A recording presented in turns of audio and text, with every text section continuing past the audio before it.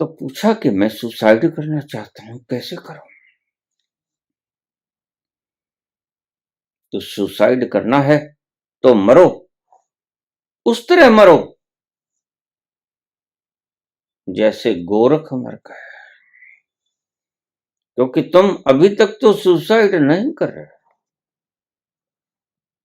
तुम तो अभी तक संसार की सर्कमस्टेंसेस से घबरा कर मरना चाहते, और ये मरना मरना नहीं है, ये तो हत्या है। क्योंकि जिसे तुम मार देते हो सुसाइड में, वो तुम हो नहीं, और इसको तुम नहीं जानते।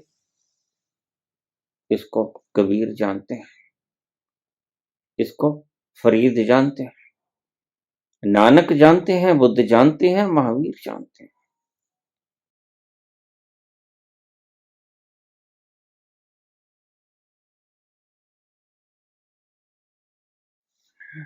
मानव सुखी जीवन कैसे जिए, इसका एक प्रवचन मैंने पहले कर दिया है। डायग्नोस करो, गड मड मत करो। गड मड करोगे तो ये धोखेबाज, पाखंडी, लालची तुम्हें लूट लेंगे। और आज होशियार यार जानी, ये रास्ता ठगों का। होशियार यार जानी, ये रास्ता ठगों का। यहां जरा नजर चूकी तो माल दोस्तों का। बिल्कुल ये कहेंगे हम कैंसर ठीक कर देते हैं, लेकिन नहीं, तुम स्पेशलिस्ट के पास जाओ, वहां है निदान, सही रोग का निदान। तो सुबह मैंने कहा पहले डायग्नोस करो। अगर तुम्हें संसार चाहिए, और 99% लोगों को संसार चाहिए, इसलिए मैं भीड़ इकट्ठे नहीं करता। क्यों धोखा दूं? क्यों पाप का बोझा अपने सिर पर रखूं? मैं जब इतने व्यक्तियों को, न तो पिपासु हैं, मैं अच्छी तरह से जानता हूं,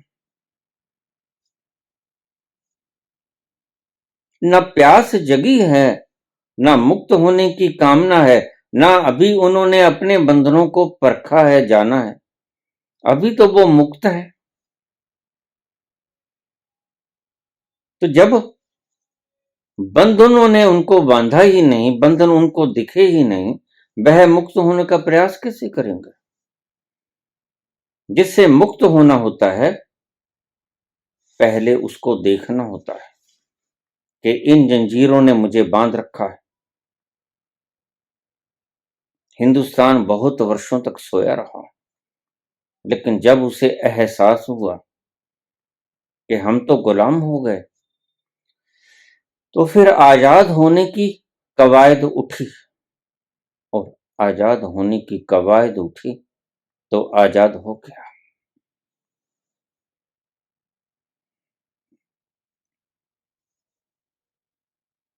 अगर संसार चाहिए, और 99% लोगों को संसार चाहिए, 1% लोग हैं जिन्होंने संसार को भोग लिया, और जिनके भीतर किसी भी तरह का ये शक शुबा बाकी ना रहा कि संसार में सुख है। उन्होंने जाना कि संसार दुख है। और ये वो ही कह सकता है जिसने संसार को चरम ऊंचाइयों से भोग लिया। यह बुद्ध ही कह सकता है संसार दुख है। संसार के भोग दुख तक ले जाते हैं, यह अष्टावक्र ही कह सकता है। और दुख से वैराग्य पैदा होता है, फिर वैराग्य से जनती है मुमुक्षा, और मुमुक्षा से तुम मुक्त हो जाते हो। तो अभी मुमुक्षा जगी नहीं। तो इसलिए मैं एक फार्मूला आजमाता हूं। अब मुझे ये तो पता नहीं कौन मेरे चैनल पे आ गया जिसकी मुमुक्षा जगी नहीं। जिसको संसार में सुख मिला नहीं। कौन फिर भी है जो प्यासा रह गया, कौन फिर भी है जो पदार्थ उसकी भूख को मिटा नहीं पाया। बस पेट भर गया, तृप्त ना हो पाया। ऐसे लोगों को मैं इंतजार करता हूं, ऐसे ही लोगों का स्वागतम है। लेकिन गलती से जो आ गए, जिनको खुद ही नहीं पता कि उन्होंने कैसे मूर्छित अवस्था में सब्सक्राइब कर दिया, तो फिर मेरे पास एक तरकीब है। वो तरकीब मैं आजमाता हूं। आपने कहानी सुनी होगी, एक राजा था।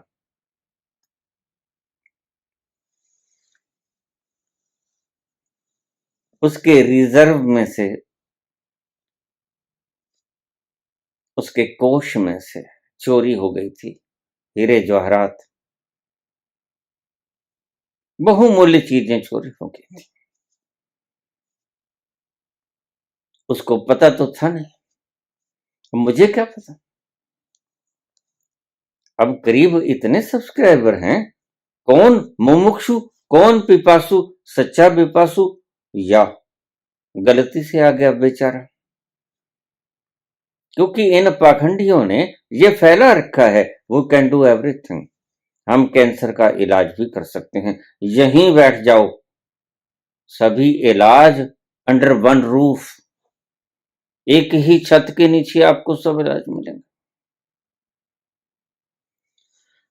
तो बेचारे गलती से आ गए, मेरी बातों से प्रभावित होके आ गए, मेरे शब्दों की मिठास सुन के आ गए, मेरे तर्क का अंदाज सुन के आ गए। पता नहीं ये कैसे प्रभावित हुए, लेकिन बेचारे आ गए। तो आ गए, मुमुक्षा तो जगी नहीं। अब भीतर तो जब भूख लगी है, तो गलती से कोई व्यक्ति आ गया और उसको भोजन तो मेरे पास है नहीं, पानी तो मेरे पास है नहीं, तो फिर मेरे पास एक तरकीब है। वह तरकीब मैं आपको बता देता हूं आज। जो उस राजा ने किया, सभी जितने वहां पर परिंदे थे काम करने वाले, सबको एक लाइन में खड़ा कर लिया कि देखो, कोष से बड़ी भारी चोरी हुई है। तो उसने सबको एक एक करके देखा, अच्छी तरह से ध्यान से सुनना बात को, गहरी पैनी दृष्टि से एक एक को देखा, जैसे मजनू ने लैला को देखा था।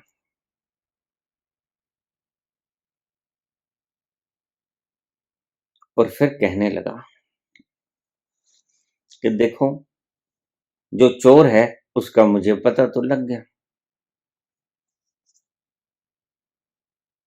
तो वह अपने आप आ जाए तो दंड आधा, और हो सकता है माफ ही कर दूं। लेकिन अगर अपने आप ना निकला, तो फिर मैं वो सजा दूंगा जो उसकी 7 पुश्तें याद रखेंगी, मैं राजा हूं। तो जो चोर था वह भी सुन रहा था, कोई नहीं निकला। राजा कहता, देखो अब भी बाहर जाओ, वह जो चोर है उसकी दाढ़ी में तिनका है। बस अब तो मैंने पहचान भी बता दी। और उस चोर ने दाढ़ी के भीतर इधर उधर देखकर दाढ़ी को झाड़ा कि वह तिनका नीचे कर जाए, और पकड़ा गया। निगाहें, पैनी निगाहें थी उसके ऊपर। जैसे ही उसने दाढ़ी को झाड़ा, साफ किया, वैसे ही राजा ने कहा, बाहर आ जाओ, तो मैं चोर। बस ये तरीका है, मैं बोलता हूं, और चोर की दाढ़ी में जिसके तिनका होता है कमेंट कर देता है। आप भी ऐसे ही देख लिया करो, झगड़ा मत करो। इसलिए जब आप इनसे झगड़ते हो, मैं इनसे कहता हूं ना ना तुम क्यों झगड़ते हो, तुम मुझे सुनने आए हो, कोई इसके वक्तव्य थोड़ी सुनने आए हो। तो आप शांत बैठे हो। ये नहीं सुनना चाहता, गलती से आ गया, आप अपनी शांति भंग क्यों कर रहे हो। आप प्रभु के आनंद में डूबो, इससे लड़ो मत। इसके ऊपर कमेंट मत करो, जवाब मत दो, आप शांत रहो। क्योंकि आप जिस उद्देश्य से आए हो, बस उस उद्देश्य से आपको आनंद मिल रहा है। और आनंद कहां मिलता है, ये बूंद बूंद करके आप जोड़ो। तो शेक्सपियर ने एक बात कही थी कि दुश्मन के लिए इतना गुस्सा मत खाओ कि उससे आपके सूक्ष्म तंतु जल जाएं। क्योंकि कसूर दुश्मन का। और क्रोधित आप होते हो, और क्रोध अपने आप को दंड देने जैसा है।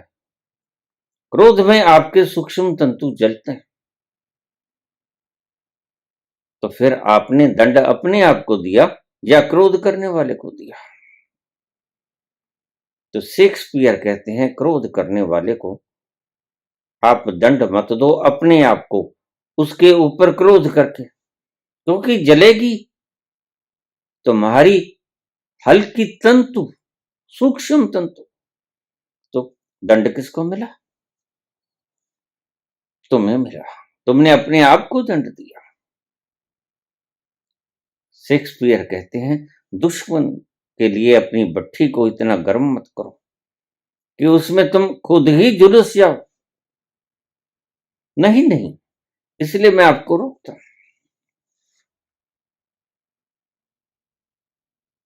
वह चोर खुद ही आ जाएगा, बस जिसका कमेंट आ जाए तुम हंसना, लो पकड़ा गया। यह है मेरा फॉर्मूला है, बाबा का बताया हुआ, वो मैं आजमाता हूं। और जिसने कमेंट कर दिया बस वो पकड़ा गया। वह अपना आपा खो दिया, समझ आ जाता है। यह गोबर गणेश है जिसने मुझे वीडियो भेज दी कि ये आप सुनो, ऐसे बोला जाता है। अरे भाई तुम ही खोल लो चैनल अपना, अच्छे सब्सक्राइबर जुट जाएंगे। आप इसी ढंग से नकल कर लो, मैं तो नकलची बंदर बनूंगा नहीं। जिसने खुद जान लिया वह नकल क्यों करेगा। बहुत से चैनल प्रभारी, चैनल को चलाने वाले मेरे चैनल पर आकर, मुझे पता है, कंटेंट चोरी करके ले जाते हैं और अपने चैनल पर डाल लेते हैं, लेकिन मैं उन्हें रोकता नहीं। कोई बात नहीं, थोड़ा धंधा ये भी चला लेगा। और कई बार तो जो मेरे वीडियो को व्यूज नहीं मिलते, उससे 20 गुना ज्यादा उसको व्यूज मिलते हैं जब वो उस कंटेंट को थोड़ा सा परिष्कृत करके डाल देता है। लेकिन मैं कहता हूं कोई बात नहीं, इसने भी बाल बच्चे पालने हैं। इसके पास कंटेंट अगर भीतर से नहीं आया तो कोई बात नहीं, और फिर मुझे अनसब्सक्राइब कर देते हैं। मैं अच्छी तरह से जान सकता हूं।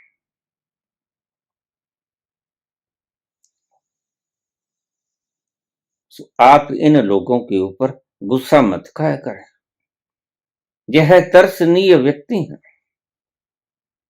जिन्हें शांति नहीं मिली, जिन्हें सिर्फ गुस्सा खाकर ऐसे भद्दे भद्दे कमेंट करके ही शांति मिलती है।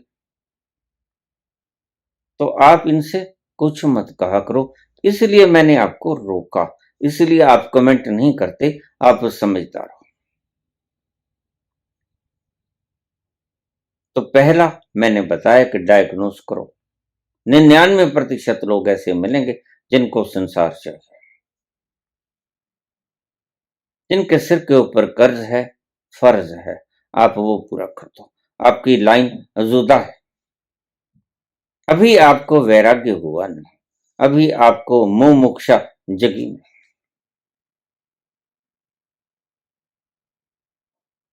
दूसरा व्यक्ति जिसको मुमुक्षा जग गई, जो जनक की तरह हो गया, जिसको भीतर से आत्मा कचोट रही है और उसने महलों का त्याग कर दिया, सिंहासनों को लात मार दी, वह बुद्ध, वह महावीर राजा है। और आप उस गद्दी को पाना चाहते हैं, और यह विरक्त हो गया, यह उस गद्दी को छोड़कर जाता है। और देखो, चोरों की भांति अर्धरात्रि को भागा। बुद्ध अर्धरात्रि को भागते हैं, चेतक को कहते हैं चल मुझको छोड़ के आ।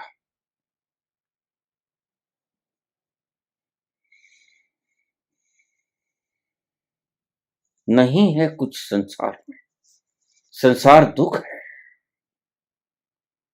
तो देखिए, कृपा करके नकलची बंदर मत बनो। भोग के यह निष्कर्ष निकालो तो आपका जीवन सही दिशा में परिवर्तित हो जाएगा। नकली नकली कबीर के कहने से नाचोगे, अमृत तो नहीं बरसेगा। ये तो कृपा करो। इतने जन्मों से भटक रहे हो और न जाने कितने जन्म भटकते रहोगे अगर आप ऐसे ही चलते रहे। दूसरा, जिन्होंने जाना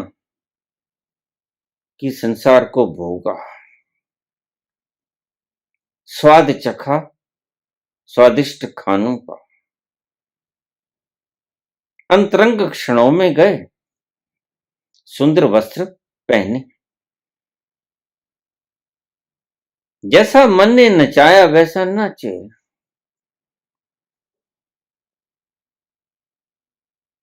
फिल्में देखी, बड़े बड़े आयोजनों में हिस्सा लिया, वहां नागिन डांस किए, अच्छे अच्छे प्रसाद खाए, लेकिन तृप्ति नहीं हुई। बस अगर ऐसा भाव जग जाए भीतर, नहीं है संसार में सुख। लेकिन ये पता आपके संसार को भोग कर लगना चाहिए। ऐसा ना हो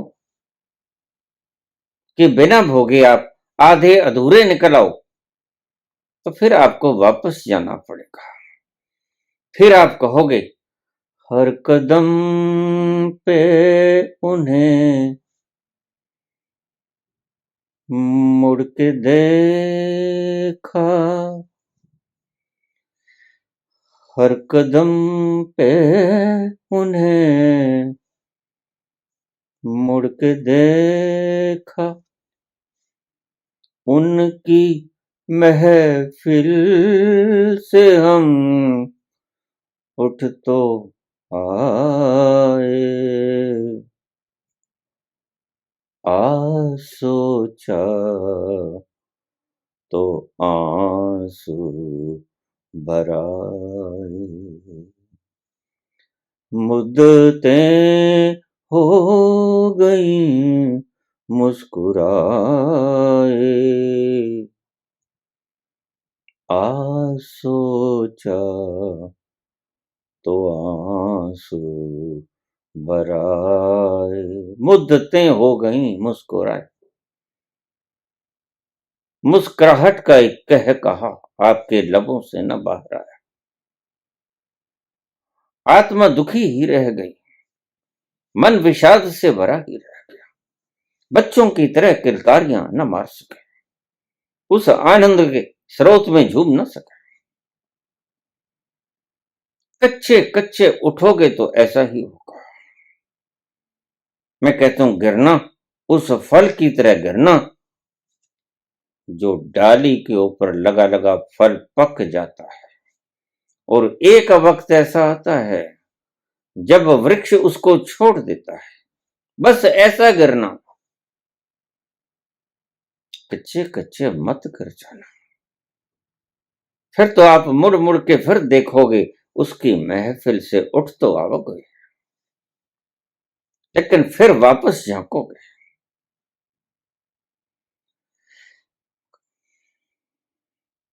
संसार परमात्मा ने ही बनाया है, और मैंने पहले भी कहा, आप संसार के कारण ही परमात्मा की पूजा करते हो, मैं भली भांति जानता हूं। अगर परमात्मा ने संसार ना बनाया होता तो आप परमात्मा को बिल्कुल न ढूंढते। संसार ही है जो आपको भोगने के लिए बनाया, और आप उसको भोगने के बाद ये निष्कर्ष निकाल लो कि संसार दुख है, तभी तो परमात्मा की आनंद की आवश्यकता पड़ेगी। तभी तो परमात्मा का आनंद आपको इतना मीठा लगेगा।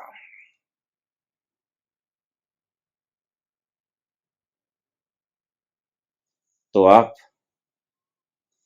जब मुमुक्षा जग जाए तो इस राह पे चलना,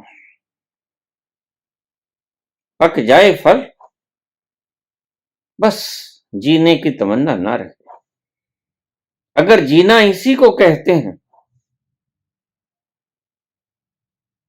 तो फिर मैं जीना नहीं चाहता, महावीर ने यह कहा।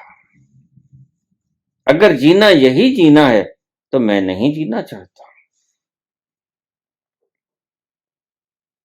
वैराग्य जन्म जाता है, और उस दिशा में दो रास्ते हैं।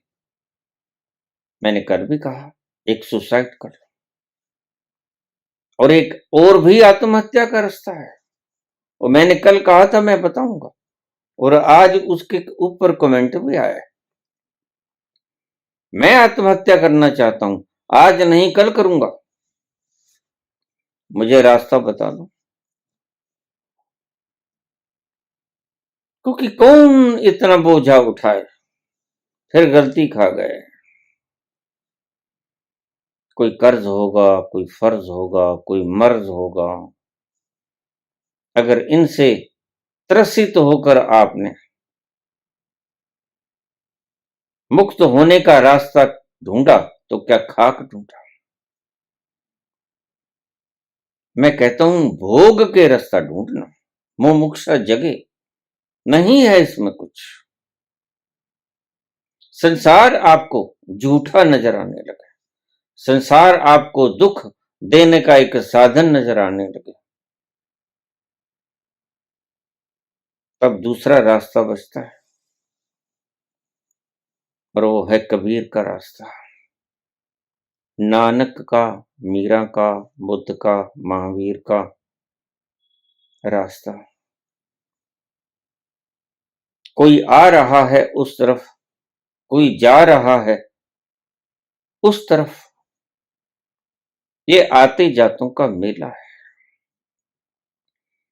तुम्हें अभी गद्दियां चाहिए तो कोई बुरी बात नहीं, गद्दियां पालो।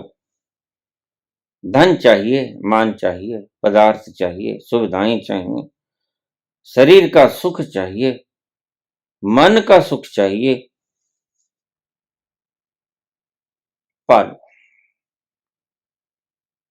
जैसा तुम्हारा मन कहता है उछल कूद कर लो, मनोरंजन कर लो, शरीर के लिए सुख के साधन जुटा लो। लेकिन अष्टावक्र कहते हैं, और अष्टावक्रों की बातों को मानना मत। बुद्ध कहते हैं संसार दुख है, लेकिन बुद्ध की बातों को मानना मत। क्यों? क्योंकि बुद्ध का ये शब्द उसके स्वयं अनुभव से निकला है। बुद्ध बचपन से पले हैं राजसी ठाठ बाट में। वह पानी मांगते हैं, उन्हें दूध मिलता है। आप दूध मांगते हो, आपको पानी मिलता है। बड़ा फर्क है। और मैं कहता हूं नकलची बंदर मत बनो। बुद्ध ने कहा होगा ठीक, लेकिन खुद भी तो आजमाएं, देखें बुद्ध ठीक बोल रहे हैं। कबीर कहते हैं नाचो अमृत बरस रहा है, मत मान। उस वक्त मान ही जाओगे जब आपको अपने स्वयं के अनुभव से अमृत बरसता हुआ अनुभव हो जाएगा, तो आपकी जिंदगी में तो बहार उसी दिन आएगी जिस दिन अमृत आपके ऊपर बरसेगा।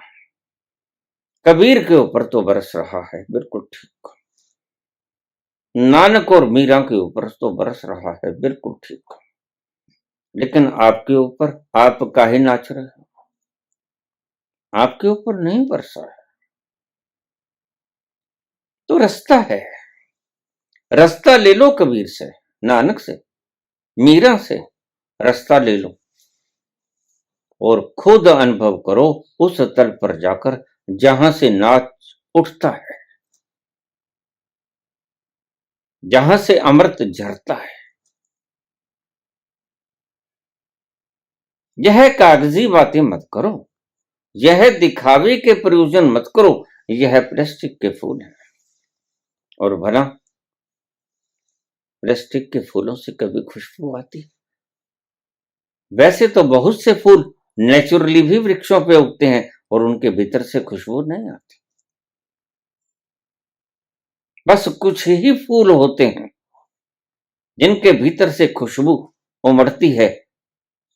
चमेली, मोतिया, गुलाब, गेंदा, उनके भीतर से खुशबू उठती है। वह धरती के गर्भ को चीर के आती है खुशबू। अब बाजार से खरीदा हुआ इतर नहीं होता। लेकिन ये रास्ता अपनाना कब है? जब संसार व्यर्थ हो जाए।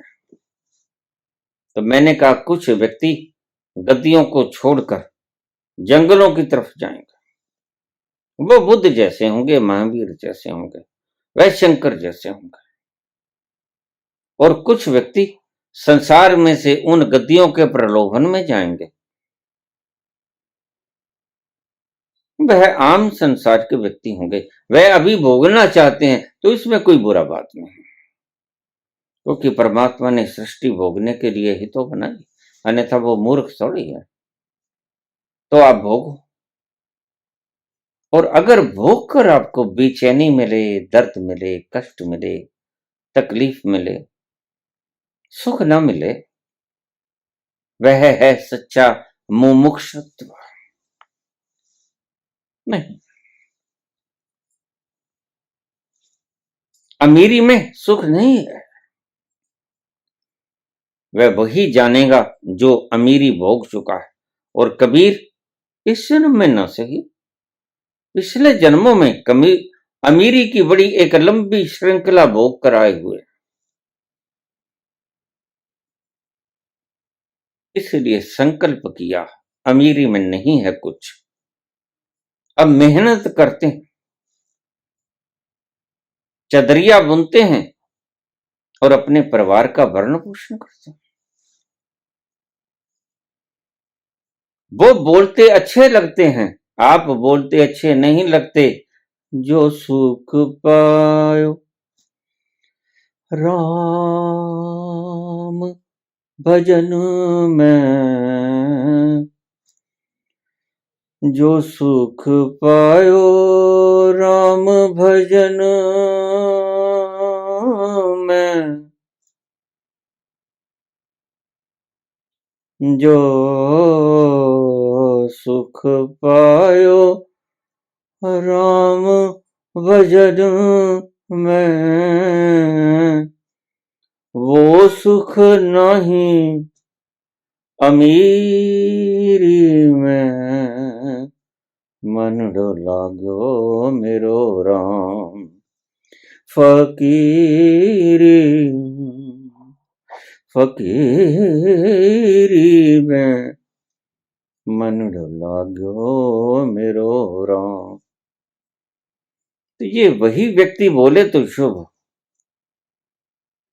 जो राम भजन में पाया,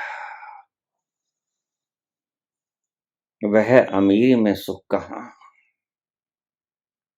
इन्होंने दोनों स्वादों को चख लिया और ये ऑथेंटिक हैं, प्रामाणिक हैं।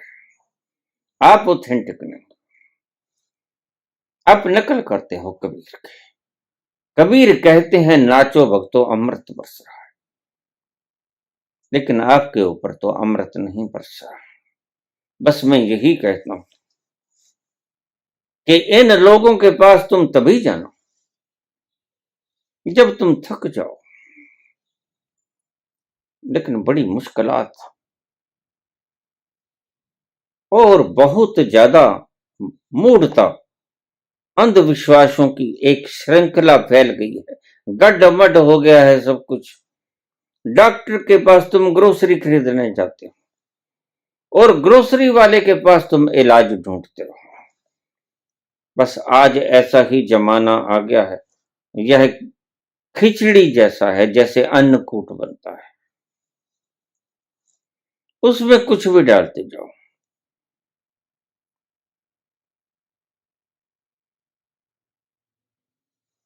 तुम्हें सही पता नहीं कि रोग है क्या। तुम ढूंढते हो संसार में परमात्मा, तुम ढूंढते हो संसार में वो मस्ती सरूर, मिलता है क्षणिक मिलता है, और मिलता भी नहीं है कि गुम हो जाता है। ऐसा है संसार का स्वाद। और फिर मैं ये कहूंगा कि मिलता ही कहां है, बस उसकी छाया भर मिलती है, और छायाएं कभी सत्य नहीं हुआ करती। छायाएं सत्य होती हैं भला? छाया तो छाया होती है, परछाई तो परछाई होती है। तो लोग शांति की तलाश में फिरते हैं, ओम शांति, लेकिन उन्हें पता नहीं कि शांति नेगेटिव है। शांति तो एक रिक्तता है, शोर का अभाव शांति है। और शमशानों से ज्यादा, कब्रिस्तानों से ज्यादा शांति और कहां होगी।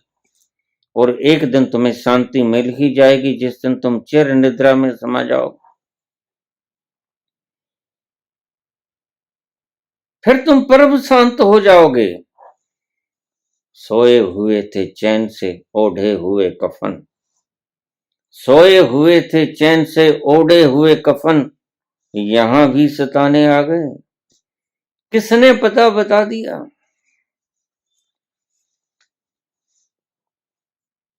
इसलिए अलेक्जेंडर पोप कहते हैं कि जहां मैं दफन हूं वहां पर मेरी नेम प्लेट मत लगा देना, क्योंकि ऐसे बहुत से लोग हैं कि मैं सोया हूंगा और मुझे सोए हुओं को भी तंग करेंगे। वो कहते हैं let me live unseen unknown and unlimited let me die. आप तो चाहते हैं कि 20 लाख लोग हों। अभी मैंने सुना था, एक धर्म गुरु स्त्री, मेरी ये इच्छा है कि मेरी मृत्यु के ऊपर 2 लाख लोग इकट्ठे, ये उनकी इच्छा है। तमन्ना शेष रह गए, वो मिला नहीं जो मिलना चाहिए था। मरने के बाद 2 लाख लोग रोएं, ऐसे रोना आता है? रोना तो वो होता है जब माओ से तुंग मरे और डिक्टेटर थे, लेकिन आधुनिक चीन का निर्माण कर गए और मीलों लंबी कतार दोनों तरफ, और बीच में से माओ से तुंग की शव यात्रा, और बूढ़े बूढ़े लोग 100 साल के रो रहे हैं बरल बरल करके। वो होता रोना, उनका भीतर रो रहा है। हमारा वो प्यारा व्यक्ति जो चीन को बना गया, सुदृढ़ बना गया, वो आज चला गया, रुखसत हो गया। ये होती है विदाई, श्रद्धांजलि के शब्द नहीं कहने पड़ते, तोपों की सलामी नहीं देनी पड़ती। बस ये आंसुओं का कोई मोल नहीं। जो 100 वर्ष के वृद्ध आदमी की आंखों से टपकते हैं अश्क बिरहा के, उससे बड़ी श्रद्धांजलि और क्या होती। एक बूंद का मुकाबला तुम्हारी 2100 तोपें नहीं कर सकती। तो उसने कहा, let me live unseen unknown and unlamented, let me die steal from the world not a stone.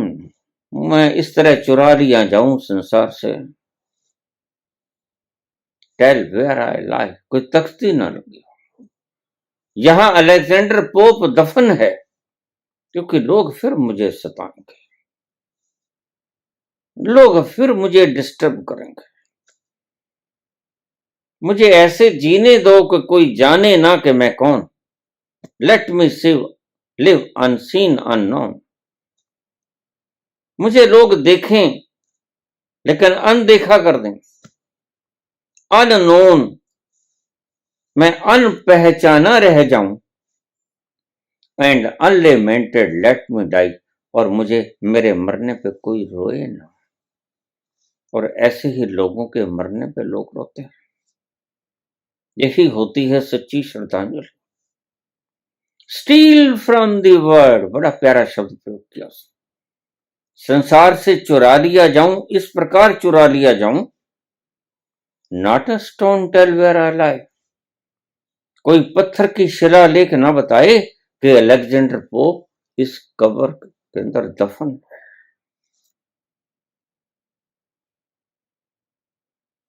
भला मांग करने से 2 लाख लोग इकट्ठे होते, इतनी भी गुजारिश ना हो किसी को।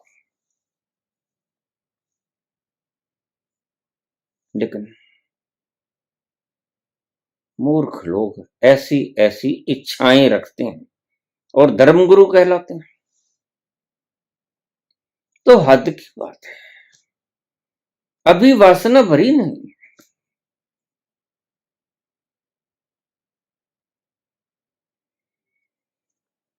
जिसकी वासना मर जाती है, बहादुर शाह जफर कहते हैं, मेरी कब्र के ऊपर कोई आना मत, मुझे कोई कहां दफन हूं मेरी कब्र का पता न चले। ऐ फातिहा कोई आए क्यों, कोई 4 फूल चढ़ाए क्यों, कोई आके शम्मा जलाए क्यों। मैं वो बेकसी की मजार हूँ, ना किसी की आँख का नूर हूँ, ना किसी के दिल का करार हूँ,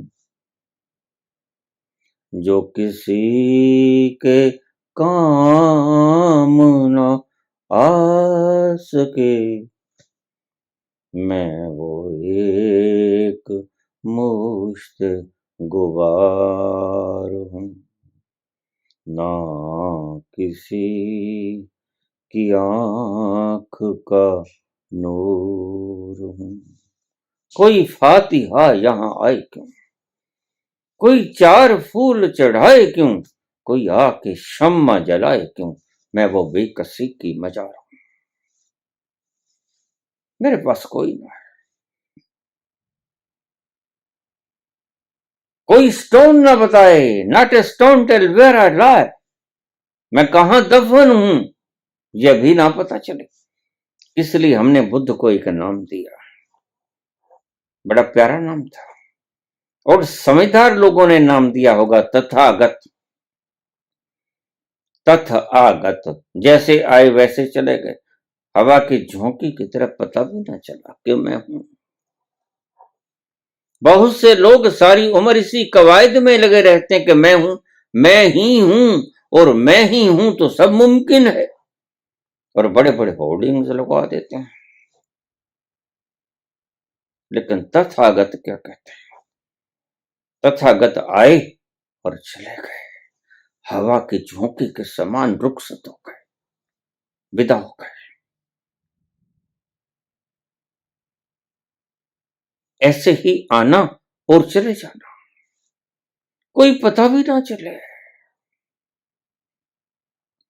कि तुम आए थे।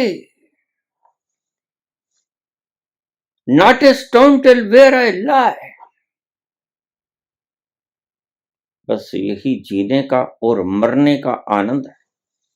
जिसने जीने की परिपूर्णता में उसे जी लिया, वो ही मरने के आनंद का लुत्फ उठा पाएगा। तो पूछा कि मैं सुसाइड करना चाहता हूं, कैसे करूं? तो सुसाइड करना है तो मरो, उस तरह मरो जैसे गोरख मर गए, क्योंकि तुम अभी तक तो सुसाइड नहीं कर रहे। तुम तो अभी तक संसार की सर्कमस्टेंसेस से घबरा कर मरना चाहते, और ये मरना नहीं है, ये तो हत्या है। क्योंकि जिसे तुम मार देते हो सुसाइड में वो तुम हो नहीं, और इसको तुम नहीं जानते, इसको कबीर जानते हैं, इसको फरीद जानते हैं, नानक जानते हैं, बुद्ध जानते हैं, महावीर जानते हैं। तो अगर मरना हो तो ऐसे मत मरना। वैसे तो तुम मर भी ना पाओगे, अब तो घबरा के ये कहते हो कि मर जाएंगे। घर मर के भी चैन ना पाया तो किधर जाओगे? फिर तुम्हें पता है बाद में क्या होगा। अगर फिर भी चैन ना मिला फिर किधर जाओगे? तो फिर तुम्हें फार्मूला बताते हैं मरने का, और फार्मूला गोरखनाथ बताते हैं। अद्भुत संत, भारतवर्ष के संत शिरोमणि, वो कहते हैं मरो मरो हे जोगी मरो, मरो हे जोगी मरो, मरो मरण है मीठा। तुम तो डरते हो मरने से। और कबीर कहते हैं मेरे मन में आनंद आता है, क्योंकि मरने ही से पूर्ण परमानंद का पता चलता है।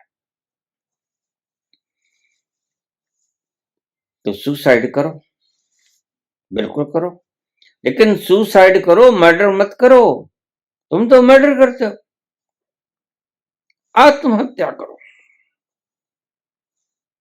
हत्या मत करो। आप हत्या करते हो, समझते हो कि मैंने सुसाइड कर दिया, लेकिन सुसाइड होता नहीं, क्योंकि तुम कहां मरे। तुम तो फिर वही बेचैनी के आलम में इधर उधर गुजार दोगे। अगर मर के भी चैन ना पाया तो किधर जाओगे? तुम तो रहोगे। तो तुमने किसको मारा? तुमने अपने घर को मार दिया। तुमने हत्या की, तुमने स्वयं को नहीं मारा। लेकिन स्वयं ही मारना है तो एक ये नमूना, यह फार्मूला जो गोरख ने बताया, जो कबीर ने बताया, जो नानक ने बताया, अलग अलग ढंगों से बताया। मरो मरण है मीठा, बड़ा प्यारा है, मिश्री जैसी घुलती है। अगर ऐसे मरोगे तो ये घर बचा रह जाएगा, यह नहीं मरेगा। यही तुम गलती खा जाते हो, सर्कमस्टेंसेस से घबरा के हत्या कर देते हो। यह पाप है। मुझसे लोग पूछ लेते हैं शास्त्रों में लिखा है कि आत्महत्या करना पाप है। भला खुद ही को तो मार रहे हैं, पाप कैसे बाबा? भाई कहां खुद को मार रहे हो? तुम तो हत्या कर रहे हो, तुम तो दूसरे को मार रहे हो। अज्ञानवश तुमने जाना नहीं कि मैं शरीर नहीं हूं, तो फिर किसको मारा? लेकिन बुद्ध तो जानते हैं, और जिन्होंने शास्त्र लिखे वो तो जानते हैं। इसलिए कहा कि आत्महत्या मत करो, वो पाप है। पाप क्यों है? क्योंकि वो हत्या है। तुम समझते हो आत्महत्या, क्योंकि तुम समझते हो शरीर में हूं। तो हत्या तो पाप है ना, आत्महत्या को पाप कहां का? जिसे तुम आत्महत्या कहते हो वो आत्महत्या है नहीं, वो तो हत्या है। और हत्या तो पाप ही होती है। तुमने दूसरे को मार दिया। आत्महत्या का पूछते हैं फार्मूला क्या है? मरो ही जोगी मरो, मरो मरण है मीठा, ऐसी मरनी मरो। अब ये समझा गए आपको? जैसी मरनी तुम मरते हो वो तो हत्या होती है, लेकिन ऐसी मरनी मरो जिस मरनी मर गोरख डीठा। जिस मरनी से मर के तुम्हें तुम्हारा वो खूबसूरत सुंदर फूलों से लदा हुआ महकता हुआ आलम है, जहां मस्ती उससे सराबोर, आनंद की फुहारें झरने जहां बह रहे हैं, मदमस्ती का आलम है। मदहोशी में छाए हुए तुम, खुमारी में डूबे हुए तुम। हर तरफ नाच है, हर तरफ संगीत है, वो प्यारा मरहला महफिल जमी है, जाम ढलक रहे हैं।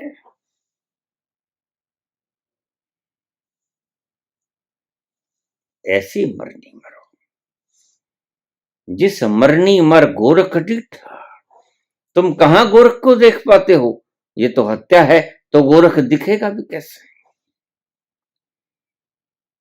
बस यही अज्ञान कहते हैं। इसे ही मैं अज्ञान कहता हूं, इसे ही गुरु गोरखनाथ अज्ञान कहते हैं कि ऐसी मरनी मरो जिस मरनी मर गोरख डीठा। आपके भीतर का गोरख दिख जाए, यानी मैं कौन हूं ये दिख जाए, और जिसे पता चल जाता है कि मैं कौन हूं, फिर उसको तुम दुखी कर पाओगे? फिर उसको तुम काट पाओगे? फिर उसको तुम जला पाओगे? फिर उसको तुम भिगो पाओगे, सुखा पाओगे? फिर कोई शस्त्र ऐसा है जो उसे काट दे? फिर कोई भय है ऐसा जो तुम्हें कंपा दे? इसलिए बाबा नानक ने कहा, एक ओंकार सत्य नाम करता पुरख निरपो, बस आपको भय नहीं सताएगा। जिस घड़ी आप उस तल पर उतर गए, एक ही तो भय है, मृत्यु का, और वो ही खत्म हो जाएगा, क्योंकि तुम्हें पता चल जाएगा जो मरता है वो मैं हूं नहीं। निर्वैर, बड़ा प्यारा शब्द का। भय मिट जाएगा और वैर मिट जाएगा। वैर क्यों मिट जाएगा? वैर मिट जाएगा जब दूसरा है ही नहीं। भय भी दूसरे का होता है और वैर भी दूसरे से होता है। अकाल मूर्त आगे जाके साफ करती है। वह ऐसी मूर्ति है जो मरती नहीं। आपकी मूर्तियां तो मर जाती हैं, वक्त की पाबंद होती हैं, झर जाती हैं, रसनी शुरू हो जाती हैं। तो आप कहते हो ये मूर्ति तो खंडित हो गई, इसको तो पानी में तार दो, नई मूर्ति लगाएंगे।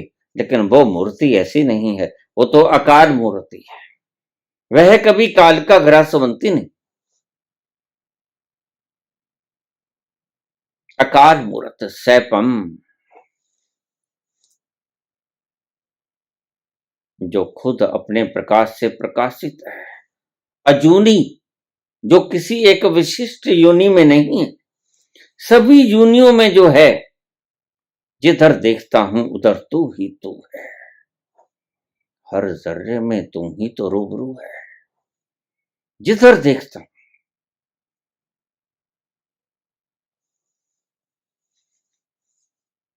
गुरु प्रसाद, लेकिन बताएगा कौन? उसकी भनक कौन देगा? तो बस भनक तो गुरु देगा। गुरु की कृपा से ही आपको पता चल जाएगा कि ऐसा भी मुकाम होता है। उससे पहले तुम्हें पता न चलेगा। यह संसार तुम्हें उलझा देगा। पैसा ही सुख देता है, गद्दियां ही सुख देती हैं। किसी बड़ी नौकरी पे लग जाओ, जज बन जाओ, बड़े पुलिस ऑफिसर बन जाओ, सीएम पीएम बन जाओ, कोई बड़ी सी पोस्ट हथिया लो, घना सा द्रव्य इकट्ठा कर लो, बढ़िया कार हो, बढ़िया महल हो, इससे सुख मिलेगा। ये संसार तुम्हें उलझा देगा, और संसार उलझा देगा और तुम कंपटीशन के दौर में दौड़ने शुरू हो जाओगे। यह दौड़ने का दौर असीमित काल के लिए रह सकता है, और जब तक तुम दौड़ते रहोगे तब तक तुम दुखी रहोगे। ध्यान रखना। दादू दूजा को नहीं, दूजी मन की तोड़। जब तक मन दौड़ेगा तब तक दूसरा रहेगा, और जब तक दूसरा रहेगा तब तक दुख रहेगा। तुम दुखी हो क्योंकि दूसरा है। और जिस घड़ी तुमने एकत्व पा लिया, जिस घड़ी तुम अद्वैत में ठहर गए, उस घड़ी कहां दुख है? किससे डरोगे? किससे वैर करोगे? कौन बुरा कौन अच्छा? यह परमहंस की अवस्था है। बस उसे सब वही वो नजर आता है। तू ही तू है सब जगह, तेरा ही तेरा है। यही तो बाबा नानक से हुआ। तकड़ी में तोलते गए तराजू, 12 तक गिनती ठीक रही, 13 पे आके बस आगे गिनती न चल सकी। और तो किसी का है ही नहीं कुछ, 13 ही तो है सब।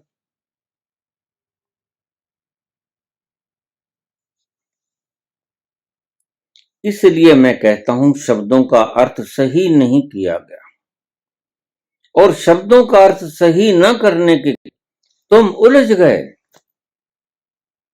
जो आत्महत्या जिसे तुम समझते हो, उस आत्महत्या करने से तुम्हें पाप लगेगा। और जिस आत्महत्या को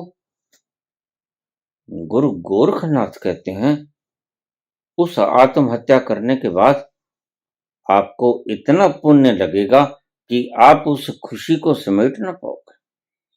खुशी बिखर बिखर जाएगी, आपकी गगरिया भरेगी ही नहीं, छलक जाएगी। फिर आप बांटोगे। संत बांटता है। क्यों बांटता है? इतना ज्यादा हो गया कि उसकी गगरिया में समाता नहीं, और ऊपर गगन मंडल से अमृत लगातार निरंतर छलक रहा है, और समा रहा नहीं। उसका पात्र बहुत छोटा है, वो बिखर बिखर जाएगा। इसलिए हमने कहा संत की संगत करना। कारण क्या था? संत की संगत करना, सत्संग करना। क्यों करना? क्योंकि उसकी गगरिया भर चुकी है, और निरंतर ऊपर से गगन मंडल से अमृत की धार बहती है, और वो बहती है, समा तो सकती नहीं। उसकी गगरिया तो भर गई, ऊपर तक भर गई, और अब समाने को कोई स्पेस ना बचा। तो फिर क्या होगा?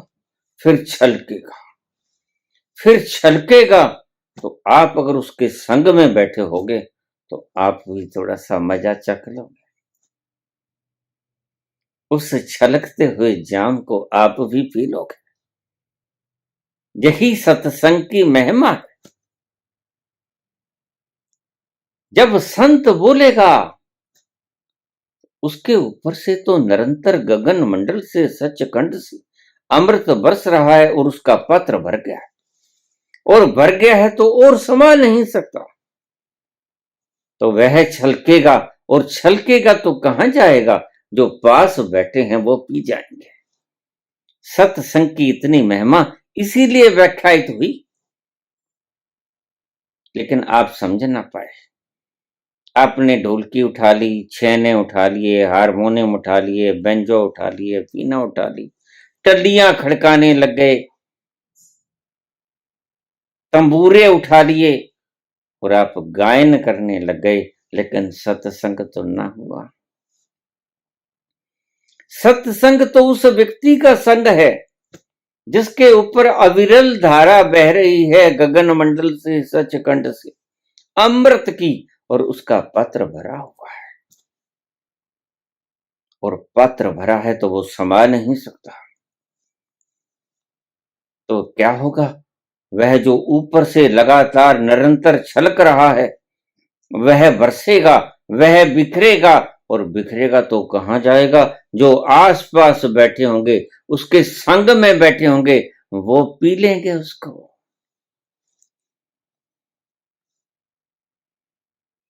संत तो भरा होता है, उसमें और समा नहीं सकता, इतनी पी लेता है कि फिर उसके ऊपर खिंडानी पड़ती है।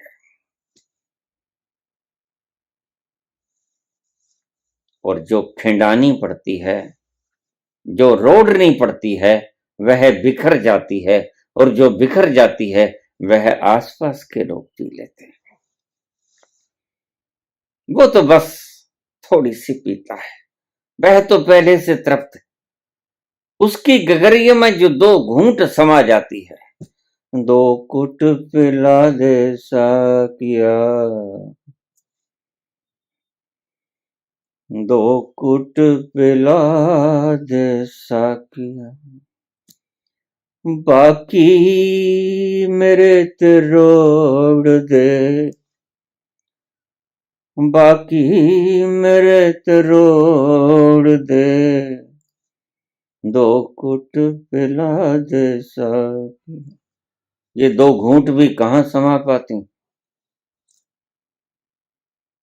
सब बिखर जाती हैं, बाकी मेरे ते रोड़ दे। ये बिखरता हुआ सत्संग में जो आपके करीब बैठा होगा, संत पुरुष के करीब बैठा होगा, वह पी जाएगा। सत्संग की ये महिमा थी, लेकिन आप तो टलियां खड़काते रहते हो। संत होता कौन है आप में? जिसकी गगरिया भर गई वो संत, लेकिन आपको तो उपदेश करने वाले खाली गड़े हैं, गगरियां खानी हैं। वो तो खुद ढूंढ रहे हैं धन में, ख्याति में, जय श्री राम में, अल्लाहू अकबर में, वो तो खुद ढूंढ रहे हैं, उनकी गगरिया भरी है।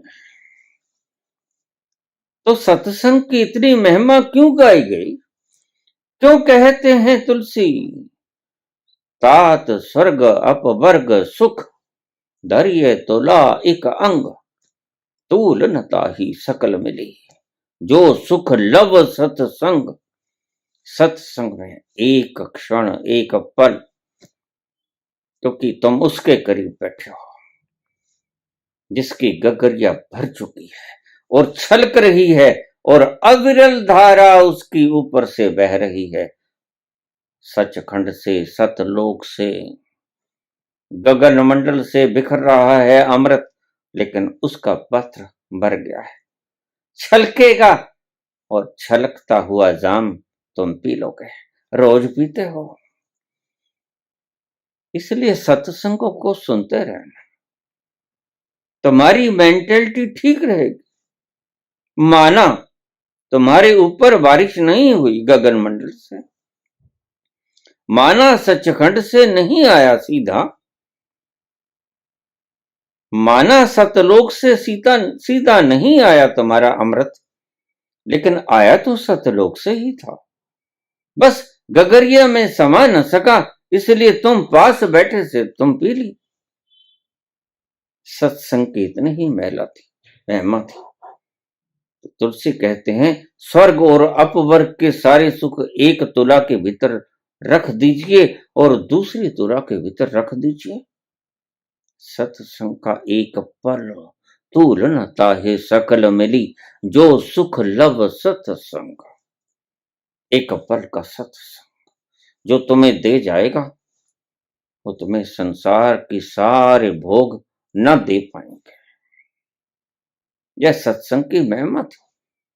तो पहले आप देखना, डायग्नोज करना, आपको चाहिए क्या है। संसार चाहिए तो संसार के मास्टर खोज लो, मिल जाएंगे, भरे पड़े।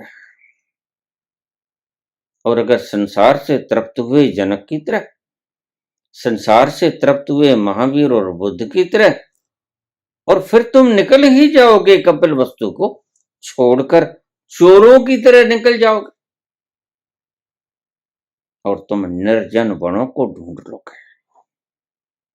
अपने ही भीतर मिलता, अपने ही भीतर मिला, जिसको भी आज तक मिला और जिसको भी मिलेगा भविष्य में, अपने ही भीतर मिलेगा। बाहर भटकोगे नहीं मिलेगा, बस इतना सा है। अगर पीना है तो अपने अंतस में उतर जाओ, अगर नहीं पीना है तो बाहर भटकते रहो, बाहर के स्वादों में उलझे रहो। बाहर भी स्वाद है, लेकिन वो स्वाद इंद्रियों के हैं। आत्मा तृप्त नहीं होती। इंद्रियां अपनी प्यास, अपनी भूख थोड़ी देर के लिए मिटा लेती हैं, आत्मा तृप्त नहीं होती। इसीलिए जब आत्मा तृप्त नहीं होती तो तुम प्यासे ही रह जाते हो, तुम भूखे ही रह जाते हो। पहला मार्ग डायग्नोज करो। अगर संसार चाहिए तो संसार में मुशक्कत करो। संसार में तो आपको मुकाबला करना पड़ेगा, कंपटीशन करना पड़ेगा। संसार में सिर्फ कंपटीशन होगा। दौड़ो, जितना तेज दौड़ो, धावक हो उससे तेज धावक हो, क्योंकि नंबर 1 पे आना है। सबसे ऊंचे पायदान पे हमने खड़ा होना है। इसीलिए तुम दौड़ो, खूब तेज दौड़ो। यह संसार है, मिलेगा। और वह मिलेगा जो कितना होगा, बस थोड़ी देर के लिए मिलेगा और तुम पी भी ना पाओगे कि उसका असर समाप्त होना शुरू हो जाएगा। बस इतना सा ही स्वाद होता है संसार का। तो फिर संत कहते हैं कि एक दूसरा स्वाद भी है। अगर आप वहां से तृप्त नहीं हुए हो तो फिर तृप्ति के भीतर से कांटा तो चुभता ही रहेगा। ऐसे ही लोग घर बार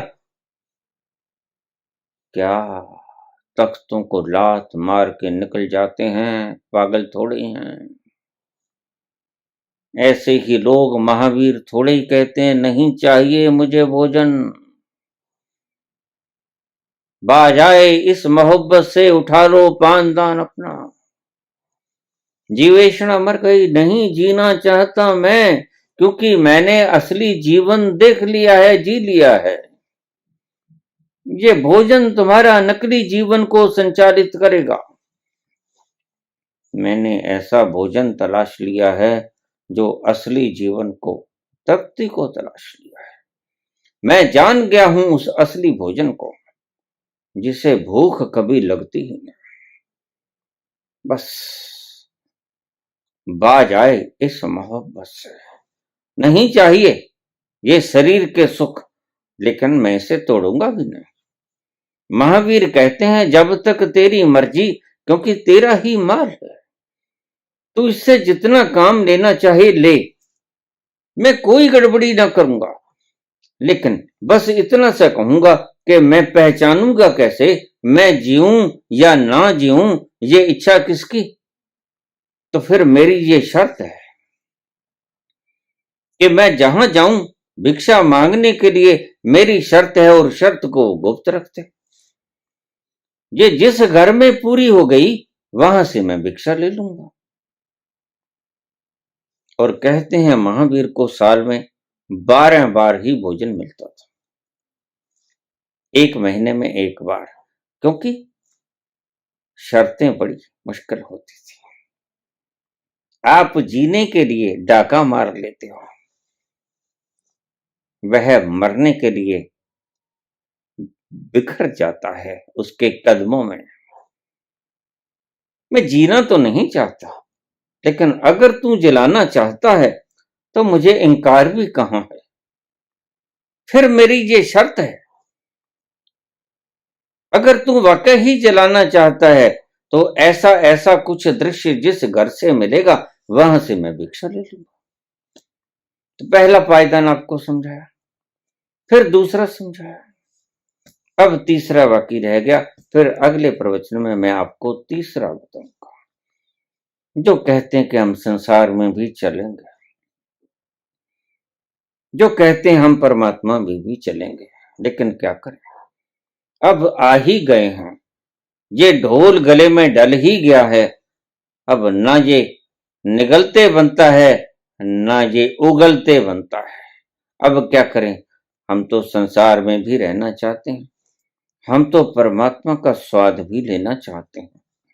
क्योंकि जब संतों को सुनते हैं तो एक धुड़धुड़ी उठती है, काश हम भी उसी तल पर पहुंच गए होते। उसका मैं आपको अगले प्रवचन में बताऊंगा। वो तीसरा क्या है जिससे आपको संसार भी मिले और जिससे आपको परमात्मा का वो विलक्षण आनंद भी मिले। आज के लिए इतना ही। धन्यवाद।